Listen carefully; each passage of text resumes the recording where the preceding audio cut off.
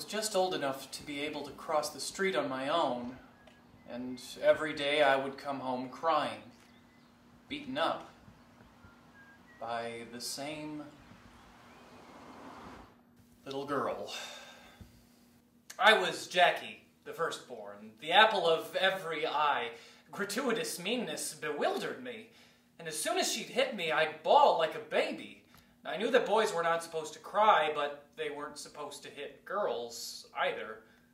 And I was shocked when my father said, "Hit her back."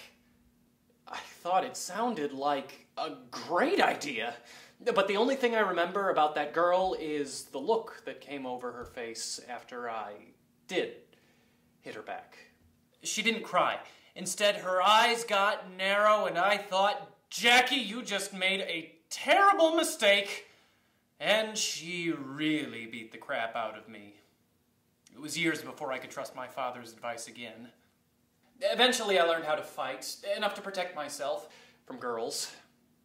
But the real issue is the crying. And that hasn't gone away. Oh, I don't cry anymore. I don't sob or make noise. I just have hair-trigger tear ducts. It just comes straight from my eyes, and there's not a damn thing I can do about it. And I hate myself for it. In real life, I don't cry anymore when things hurt. Never a tear at 17 when my mother died, my father. I never cried for my first marriage. But today, I often cry when things turn out well. A simple, unexpected act of common human decency, new evidence against all odds of how much someone else loves me. I think all this is the reason I never wanted a son.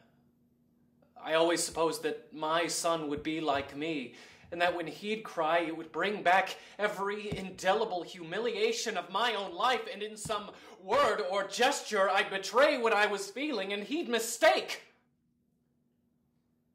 And think that I was ashamed of him. He'd carry that the rest of his life. Daughters are easy. You pick them up, you say, there, everything is going to be all right. And for that moment, you really believe that you can make enough of it right. The unskilled labor of love. And if you cry a little with them, that crying is not to be ashamed of. But for years, my greatest fear was the moment I might have to deal with a crying son. But I don't have one. We came close once,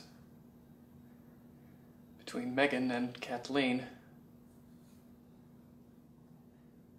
The doctors warned us there was something wrong. When Joan went into labor, they said the baby would be born dead.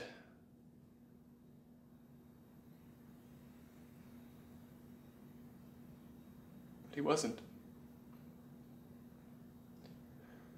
Very briefly, before he died,